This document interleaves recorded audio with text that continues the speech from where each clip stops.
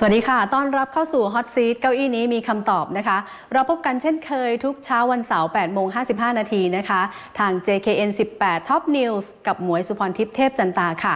รายการที่จะล้วงลึกทุกประเด็นถามซึ่งหน้ากับแขกรับเชิญในแวดวงการเมืองนะคะ วันนี้มาพูดคุยกับรัฐมนตรีหนุ่มโสดไฟแรงนะคะอยู่มา2 สมัยในช่วงของรัฐบาลนายกเศรษฐานี้นะคะวันนี้ขอต้อนรับรัฐมนตรีประจำสำนักนายกรัฐมนตรีคุณจักรพงษ์แสงมณีสวัสดีค่ะสวัสดีครับคุณหมวยสวัสดีครับผู้ชมทางบ้านครับค่ะขอเริ่มจากการพูดคุยที่ว่าเข้าสู่แวดวงการเมืองได้ยังไงตั้งแต่ปีไหนค่ะก็ถ้าเกิดเริ่มต้นเลยก็น่าจะเป็นปี 2552 นะครับก็สมัยนั้นก็เป็นเด็กอายุ 30 ที่มีความสนใจทางการเมือง ก็เลยได้เข้ามาสมัครสมาชิกพรรคเพื่อไทยเนี่ยประมาณตอนปี 2552 โอ้นับเป็นสมาชิกพรรคอายุน้อยสุดในยุคนั้นเลยค่ะก็ต้องถือว่าน้อยครับในช่วงนั้นจึงต้องถามเลยค่ะว่ามีใครเป็นไอดอลหรือว่าชวนเข้ามาในการสมัครของพรรคเพื่อไทยต้องเรียนว่าก็ทางครอบครัวเนี่ยก็ไม่มีใครเล่นการเมืองนะครับแต่ก็มีรู้จักกับนักการเมืองหลายๆท่านนะครับก็ได้มีการคุยกันก็ได้มีทางผู้ใหญ่ก็ได้มีการชวนแล้วกันว่าลองมาอยู่พรรคเพื่อไทยไหมเพราะสมัยนั้นเนี่ยในปี 2512 เนี่ยก็เป็นช่วงแรกๆของพรรคเพื่อไทยนะครับในสมัยช่วงนั้นเนี่ยก็ไม่ได้มีคนอายุต่ำกว่า 30 สักเท่าไหร่ส่วนใหญ่ก็ประมาณสัก40 กว่า 50 แล้วอะไรเงี้ยครับก็เลยมีผู้ใหญ่ก็เลยชวนมาว่าลองมาอยู่พรรคเพื่อไทยไหมก็เลยเป็นจุดเริ่มต้นตรงนั้นใครที่เป็นแรงบันดาลใจให้กับรัฐมนตรีเผาค่ะถ้าเกิดแรงบันดาลใจว่าอยากเล่นการเมืองหรือว่าดูการเมืองเนี่ยอาจจะต้องย้อนกลับไปถึงตั้งแต่ปีตั้งแต่สมัยนาชาติพลเอกชาติชายชุนวัน นั่นคือครั้งแรกที่ผมได้มีโอกาสนั่งดูอยู่หน้าทีวีแล้วก็ดูการนับคะแนนในครั้งนั้นก็นั่งดูก็เหมือนเด็กคนหนึ่งครับนั่งดูหน้าทีวีแล้วก็ดูนับคะแนนไปเรื่อยๆจนรู้ว่าใครได้เป็นเสียงข้างมากนะวันนั้นใครทำอะไรยังไงเราก็เลยได้คุยกับคุณพ่อครับก็มีการเล่ากันคุยกันแล้วคุณพ่อก็มีความรู้จักกับทางตั้งแต่สมัยนายกชาติชายด้วยเหมือนกันนะครับก็เลยเป็นเหมือนจุดเริ่มต้นตอนนั้นได้ดูการเมืองพอเข้าสู่แวดวงการเมืองคุณพ่อให้คำแนะนำยังไงคุณพ่อส่วนใหญ่จะให้อิสระในการคิดนะครับเพราะว่าผมก็ได้ไปเรียนต่างประเทศตั้งแต่ตอนอายุ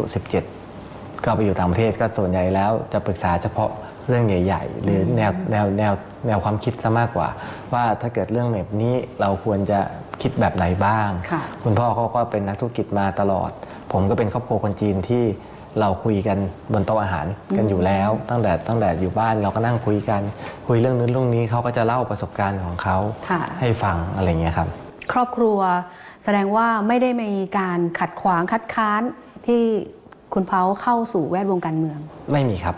ไม่มีเลยครับแล้วรัฐมนตรีหรือนายกหรือนักการเมืองที่เป็นไอดอลล่ะคะก็นายกทักษิณครับเพราะอะไรถึงก็จริงๆแล้วเป็นสมัยที่ผมเริ่มโตแล้วก็เริ่มที่จะได้รับข้อมูลข่าวสารมากขึ้นเกี่ยวกับการเมืองแล้วก็เราก็ได้เห็นสมัยที่ปี44ที่ท่านนายกทักษิณได้เป็นนายกสมัยแรกใช่ค่ะเราก็เห็นแล้วว่าบ้านเมืองของเราตอนนั้นเนี่ยพัฒนาเป็นแบบไหนเรามีเรื่องของเศรษฐกิจที่โตขึ้นอย่างเห็นได้ชัดใช่ไหมครับเรามีนโยบายดีๆที่ยังเป็นนโยบายถึงทุกวันนี้ได้อยู่อย่างเช่น30 บาทรักษาทุกโรคซึ่งณวันนั้นถามว่ามีแต่คนบอกว่าทำยากเป็นไปไม่ได้หรือว่า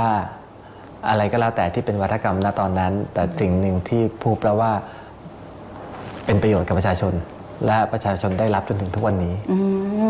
แล้วในอุดมการณ์หรือความคิดที่จะทำงานการเมืองของรัฐมนตรีเผาล่ะคะว่าเราวางเป้าหมายหรือตั้งเป้ากับตัวเองยังไงบ้างคะต้องย้อนกลับไปครับว่าตอนปี 2554 เนี่ยผมเป็นหนึ่งในทีม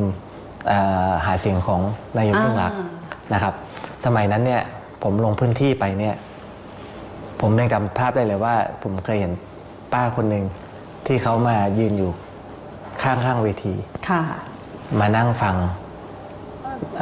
นักการเมืองคนหนึ่งปราศัยอยู่บนเวทีเพราะอะไรผมก็ตั้งคำถามของผมก็เลยเข้าไปคุยกับป้าคนนั้นป้าเขาเป็นชาวนาเขาก็อยากรู้ว่านโยบายของรัฐบาลใหม่มาจะเป็นยังไงเขาจะทำยังไงให้ชีวิตเขาดีขึ้นได้บ้างแต่สิ่งที่ทำให้ผมจำถึงทุกวันนี้คือมันเป็นภาพตอนกลางวันแดดเปรี้ยงๆที่ป้าเขาต้องเดินมา3 กิโลจากบ้านเขามาเพื่อมารับฟังเป้าหมายผมเลยอยากให้ยกระดับนะครับทุกภาคส่วนอยากให้เป็นส่วนหนึ่งที่ทำให้ประชาชนมีรายได้ที่ดีขึ้นมีชีวิตความเป็นอยู่ที่ดีขึ้นค่ะนอกจากนั้นล่ะคะมีในส่วนที่ตัวเองอยากที่จะทำบ้างไหมคะอยากที่จะทำในส่วนของผมเองแหละค่ะน่าจะเป็นภาพรวมอันนี้มากกว่าน่าจะอยากให้ทุกอย่างมาแล้วคือผมก็เป็นเล่าไงดี ผมอยู่ตอนอยู่เมืองนอกเนี่ยนะผมเคยมีเพื่อนตอนนั้นผมไปปี97ใช่ไหมฮะตอนนั้นน่าจะมาสักปี2000ซึ่งปี2000เนี่ยเรามีรถไฟฟ้าแล้วนะแต่เพื่อนผมในคลาสเรียนเนี่ยมาถามผมว่าในประเทศอยู่ยังเดินทางด้วยสัตว์อยู่อีกเหรอนั่นคือปี2000โอ้โหซึ่งเป็นอะไรที่ผมก็จี๊ดขึ้นมาเหมือนกันสมัยนั้นเรามีรถไฟฟ้าแล้วสมัยนั้นเรามีทางด่วนเรามีอินฟราสตรัคเจอร์หลายๆอย่างแล้วแต่ว่ามันอาจจะยังไม่ได้เยอะหรือเทียบเท่ากับประเทศอื่นๆถูกไหมครับผมก็เลยรู้สึกว่าประเทศไทยมีศักยภาพเรามีgeographic ที่ดีเรามีโลเคชันที่ดีอยู่เรามีทรัพยากรหลายๆอย่างในประเทศที่ดีเรามีศักยภาพที่จะไปได้ที่จะไปอยู่แถวหน้าของอาเซียนได้เราควรจะอยู่ในจุดไหนอันนั้นคือก็เลยเป็นสิ่งที่เหมือนสะเทือนใจมาตั้งแต่เด็กว่าทำไมต่างชาติเขามองเราแบบนั้นทำไมถึงคิดว่าประเทศไทยมีแต่เดินทางด้วยช้างม้าวัวควายหรือว่ายังจะมีแต่แหล่งท่องเที่ยวที่แบบดักๆหน่อยถูกไหมครับทั้งที่เราอยู่ประเทศไทยเรารู้อยู่แล้วว่าเรามีอะไรดีบ้างสิ่งพวกนี้เนี่ยเราไม่ได้รับการพัฒนาต่อยอดสิ่งที่เรามีให้ชาวโลกได้เห็นแล้วพอเข้ามาเป็นสมาชิกพรรคเพื่อไทยได้ทำงานในด้านไหนส่วนไหนที่จบมาหรือถนัดไหมคะครับก็เริ่มต้นเลยก็อยู่ที่สำนักงานเลขาธิการพรรคเพื่อไทยอยู่กับคุณสุนีเหลืองวิจิตรตอนนั้นนะครับก็ต้องยอมรับว่าตอนนั้นเราก็เข้ามาเป็นจูเนียร์ที่สุดแล้วก็ผมก็พร้อมทำทุกอย่างตั้งแต่วันนั้นว่าโอเคอยากให้ช่วยทำอะไรยังไงก็ทำอยู่ประมาณสักครึ่งปีได้ก็เริ่มได้เป็นตอนนั้นเราเป็นฝ่ายค้านก็เริ่มไปเป็นคณะทำงานของวิปฝ่ายค้านก็ได้มีการอภิปรายไม่ไว้วางใจมีอภิปรายเรื่องงบประมาณเราก็มีการทำตรงนี้มาตั้งแต่ตอนปี52นะครับแล้วก็ปี53ก็เริ่มมาอยู่เป็นทีมเศรษฐกิจของพรรคก็เป็นสตาฟหนึ่งในทีมเศรษฐกิจไม่ได้เป็นทีมนะครับเป็นสตาฟในทีมเศรษฐกิจของพรรคเราก็เริ่มทำมาเรื่อยๆจนปี54ก็ได้รับการเสนอชื่อให้เป็นกรรมการบริหารพรรคแล้วตอนนั้นก็อายุประมาณสัก32ตอนนั้นครับแล้วในส่วนที่ทำงานกับทางนายกยิ่งลักษณ์ก่อนจะเป็นนายกที่เคยพี่เผาบอกว่าไปช่วยดูนโยบายเศรษฐกิจหรืออะไรในการเตรียมหาเสียงเลือกตั้ง49วันที่นายกยิ่งลักษณ์ได้เป็นนายกตรงนั้นรู้สึกเซอร์ไพรส์ไหมคะว่าโหเราก็อยู่ในความสำเร็จนั้นด้วยค่ะดีใจและภูมิใจครับต้องตอบอย่างนี้ดีกว่าว่าดีใจและภูมิใจว่าได้เป็นส่วนหนึ่งที่อยู่ในแคมเปญหาเสียงนั้นที่ทำให้พรรคเพื่อไทยชนะการเลือกตั้งรอบนั้นก็เป็นความภูมิใจอันหนึ่งแล้วส่วนของพี่เผาดูในส่วนเศรษฐกิจด้วยครับกับท่านกิติรัตน์ นารนองครับพอได้เป็นรัฐบาลปุ๊บเนี่ยท่านนายกก็มอบให้ไป ช่วยงานท่านรองนายกกิติรัตน์นรนองสมัยแรกเลยก็คือเป็นรองนายกและรัฐมนตรีว่าการกระทรวงพาณิชย์ก็เลยได้เข้าไปตรงนั้นได้เข้าไปช่วยตั้งแต่ตอนที่อยู่พาณิชย์แล้วก็ได้ย้ายมาพร้อมกันตอนที่อยู่ที่กระทรวงการคลังก็ได้ทำงานร่วมกันมาตลอดจริงๆแล้วควรวางไว้ที่กระทรวงการคลังไหมคะไม่หรอกครับก็จริงๆแล้วเราถ้าเกิดดูนโยบายตอนนั้นเนี่ยมันก็จะมีนโยบายหลายๆอย่างที่จะต้องเกี่ยวกับกระทรวงพาณิชย์ด้วยเหมือนกันเพราะกระทรวงพาณิชย์เนี่ยจริงๆเป็นกระทรวงที่สำคัญนะครับเป็นกระทรวงที่จะต้องคอยดูแลราคาสินค้าทุกอย่างไม่ว่าจะราคาอุปโภคบริโภคทุกอย่างก็ต้องดูแลก็จะเป็นสิ่งที่ได้ช่วยประชาชนได้ส่วนหนึ่งนะครับส่วนคลังเนี่ยก็จะเป็นนโยบายของการคลังที่จะคอยช่วยอีกมุมหนึ่งเหมือนกันคือพาณิชย์เหมือนจะเป็นแบบสินค้าที่เราใช้กันอยู่ทุกวันนี้ซื้อข้าวซื้อของกำหนดราคาเราไม่ให้ต่างประเทศเข้ามาดั้มราคาเพื่อจะให้รักษาผู้ประกอบการในประเทศในส่วนของคลังก็จะเป็นนโยบายในเรื่องของการช่วยเหลือพวกสินเชื่อการที่จะมีการช่วยทำให้ภาคธุรกิจสามารถขับเคลื่อนไปได้ถูกไหมฮะหรือแม้กระทั่ง300 บาทค่าแรงขั้นต่ำตอนนั้นที่ก็กว่าจะทำออกมาได้เราก็ต้องทำกันหลายภาคส่วนแล้วก็ตอนนั้นก็ยังมีออกพรก4 ฉบับจำได้ไหมครับพรก4 ฉบับพรกน้ำพรก FIDF พรกเรื่องของประกันนะครับก็จะมีทั้งหมด4 ฉบับออกมาตอนนั้นก็เป็นอันหนึ่งที่เป็นความสำเร็จของท่านกิติรัตน์ที่ผมก็ยังภูมิใจที่ได้มีส่วนร่วมเพราะการ FIDF เนี่ยคือการที่เรา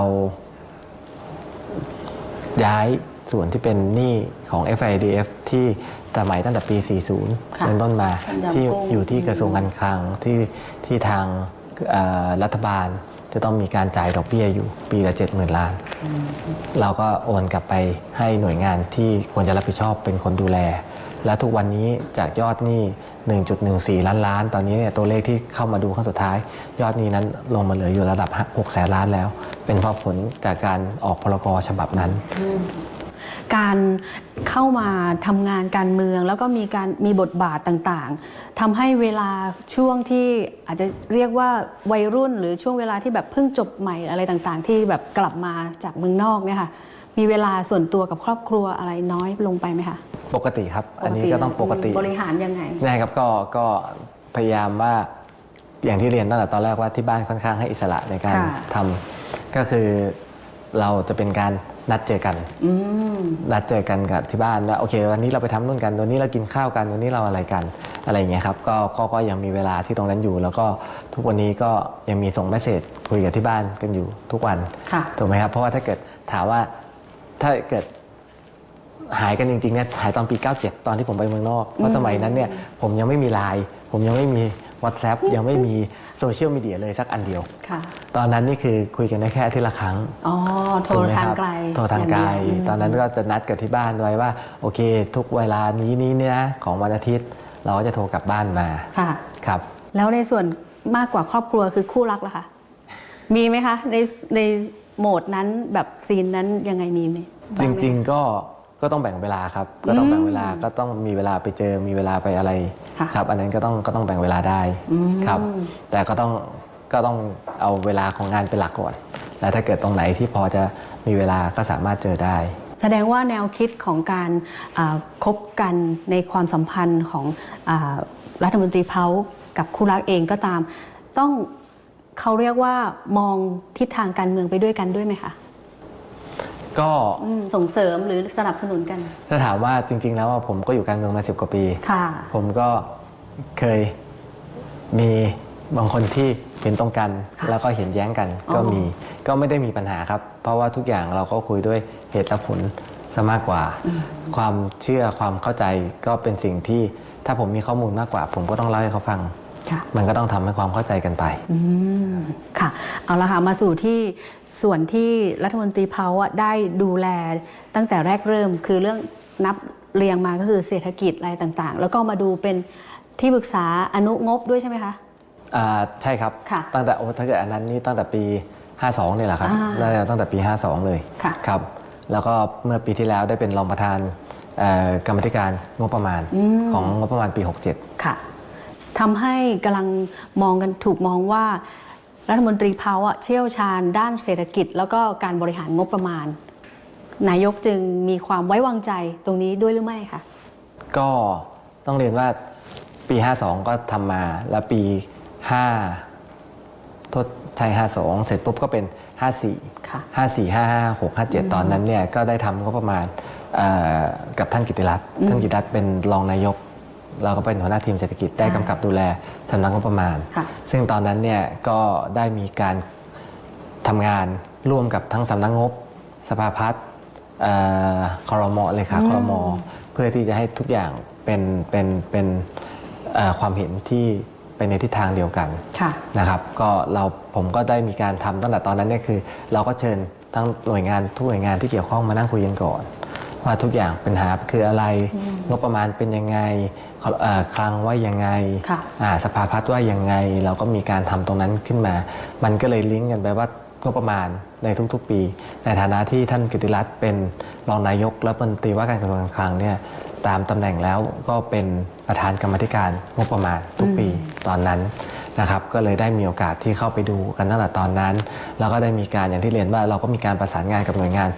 นี้อยู่แล้วเรื่อยๆทำให้การจัดทำงบประมาณทุกอย่างเนี่ยก็ได้ทำมาตลอดจนมาเป็นเลือกตั้งปี 62 พอพรรคเพื่อไทยเป็นฝ่ายค้านมันก็จะต้องมีเรื่องของงบประมาณเข้าทุกปีเหมือนเดิมถูกไหมครับตอนนั้นก็จะเป็นทีมซัพพอร์ตให้กับสสอยู่เบื้องหลังอยู่แล้วว่าแต่ละอย่างมีข้ออะไรของงบประมาณในปีแต่ละปีที่เราต้องคอนเซิร์นมีเรื่องของตัวเลขอะไรไหมที่ตามกฎตามระเบียบไหมทุกอย่างเราก็เป็นคนดูให้หรือว่าอย่างงบประมาณตัวไหนที่มันเพิ่มขึ้นหรือลดลงอย่างมีนัยสำคัญเพราะอะไรเราก็ต้องดูในส่วนนั้นถูกไหมครับว่าทำไมงบประมาณอยู่ดีกระทรวงมหาดไทยเพิ่มขึ้นโอเคมีการไปกระจายรายได้สู่ท้องถิ่นมากขึ้นหรือเปล่าถูกไหมครับถ้าเกิดมีมากขึ้นก็โอเคถ้าเกิดน้อยลงน้อยลงเพราะอะไรเราก็ต้องมีการพิจารณากันก็จะเป็นส่วนใหญ่ก็จะเป็นการให้ข้อมูลกันซะมากกว่าค่ะแสดงว่าก็ต่อเนื่องมาในการดูแลของเรื่องงบประมาณ67 68นี่ก็คือต่อเนื่องเลยด้วยใช่ไหมคะใช่ครับเพราะ67ก็เป็นรองประธานกรรมาธิการ68ก็อันนี้ยังต้องเข้าครม.ก่อนนะครับก็ได้มีโอกาสมากำกับดูแลสำนักงบก็เข้าใจในหลักคิดของเขาอยู่แล้วว่าเขามีหลักการยังไงในการทำงบประมาณแต่ละปีแสดงว่าก็ไม่ต้องปรับตัวเยอะเพราะว่าทำงานร่วมกับข้าราชการด้านของงบประมาณอะไรต่างๆมาอยู่แล้วครับก็เยอะขึ้นกว่าตอนนี้คือน่าจะเป็นในส่วนของดีเทลมากขึ้นเพราะถ้าเกิดจะดูแล้วเราก็คงจะต้องดูให้รอบด้านของทุกๆหน่วยงานทั้งหมดเราก็ต้องดูก่อนที่จะปิดเบรกแล้วก็ไปคุยกันช่วงหน้าลงลึกกันเรื่องการเมืองกับนายกเศรษฐาด้วยนะคะก็อยากจะเกริ่นไว้ก่อนว่าถือเป็นคนสนิทหรือสายตรงนายกเศรษฐาด้วยตรงนี้คิดว่าใช่หรือไม่ใช่คะถ้าประเมินตัวเองค่ะคือถามว่าคงต้องแยกสองส่วนแล้วนะครับส่วนแรกเลยคือถามว่ารู้จักท่านมานานไหมรู้จักท่านมานานนะครับแต่ถามว่าสายตรงเราต้องรู้เนเจอร์ของนายกเศรษฐาเหมือนกันว่าท่านนายกเศรษฐาเป็นคนที่ผลงานเป็นหลักท่านจะดูที่เรื่องของผลงานไม่ว่าจะสนิทกันยังไงก็แล้วแต่ถ้าไม่มีผลงานหรือทำไม่ได้ท่านก็พร้อมที่จะปรับเหมือนกันถูกไหมครับซึ่งก็คือทุกอย่างอยู่ที่ผลงานครับ